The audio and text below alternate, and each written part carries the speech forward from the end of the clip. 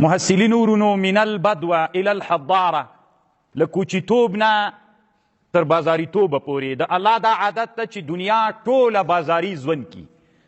او چې کله ژوند بازاري سي دا انتها د عمران ده او انتها د عمرانو د آبادۍ چې راسي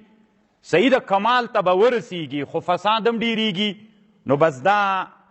اخراج من القوه الى الفعل سو قیامت ته بیا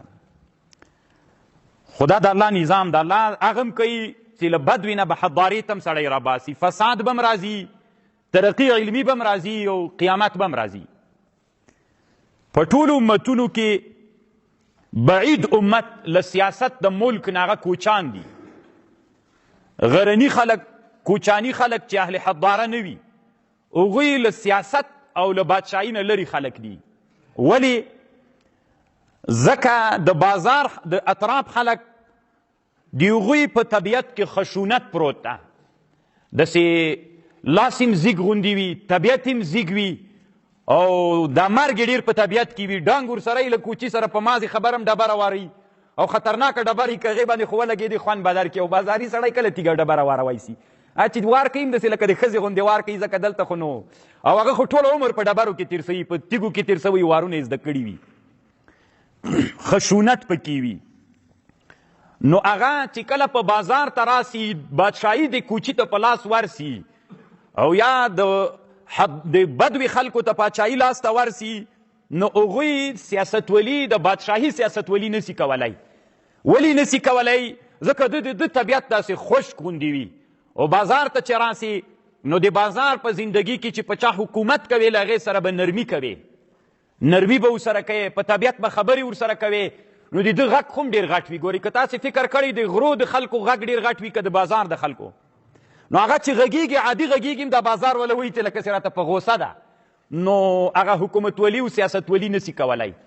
له هر لحاظه د بازار د ژوند سره دی نابلده وي خو هغه طبیعت چې په بدوه کې هغه طبیعت که دلته وچلوي بادشاهي او د سیاست او حکومتولۍ دوام نه کوي ضرور به بدلیږي که بدل نسی سیاستولی او حکومتولی نړیږي که بدل سی دغه طبیعت چې د بازار طبیعت ده چې د کمال طبیعت ده حلم ده نه غلظت ده دا د ځان نه لري کې حلم و رفق و نرمي ځان کې راولي نو بیا دی کولی سي چې بادشاهي او حکومتولي وکړي ما پرون درته ویلې دلته علامه ابن خلدون وایي ته چې کله بدوه والی د بدوې سړی چې هغه ته راسي څه ورته وایي بازار ته راسي نو هلته به دی د حکمت نه کار اخلي ته نه د کوچانو دا اصطلاح زه یو وخت کې چا یوې جلسې ته دعوت کړی وم د کوچانو جلسه وه تقریر مې چې وکړ د فتح نه مخکې نو جلسه خلاصه سوله زه یو میمنخانې ته راوستم ډوډۍ ته ډېر علما او خلک راسره راغلل یو سپینګیری کوچی و ډېر سپینګیری و نو د نورو ته وایي چې دا کوټه باندې راننوت وي دا مولاګی هم له کوم چې را پیدا کړی و چې د موږ مولیان هم پې لار کړل نو مولایانو ما ته ویلي چې ته خفه نسي ځکه د دې کوچانو اصطلاح خو مولاګی ده نو دې سره اوس چې سړی ځان بلدوي که نه دا خو نو ژوند غواړي نو دغه سړي باندې طبیعتا داسې ښه نه لګېږي مېل نه زه کوچانو سره بلد یم ګرځېدلی یم هېڅ پروا نه کوي خو دا چې څوک ورسره بلد نه وي له دې اصطلاح سره په هغه باندې بده لګېږي لکه بعضې خلک اصطلاح سره بلد نه یا شیخ صاحب تم مولا صاحب تم مولي صاحب تم مفتي صاحب تم قاري صاحب وایي بس نو دی فکر کوي چې هر سړی قاري د اصطلاح سره نه وي بلد نو